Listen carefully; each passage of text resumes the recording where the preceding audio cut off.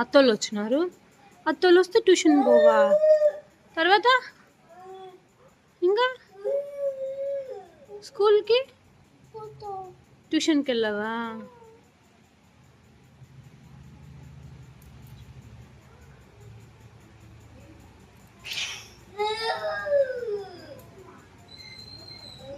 అత్తోళ్ళు వచ్చినారు, జేజోళ్ళు వచ్చినారు, అవ్వోళ్ళు వచ్చినారు. స్కూల్కి వెళ్ళవా? ట్యూషన్కి వెళ్ళవా?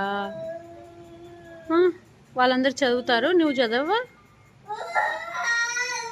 రేపు మొన్నడు హాలిడే కాబట్టి మేడం పెట్టుకుంటుంది.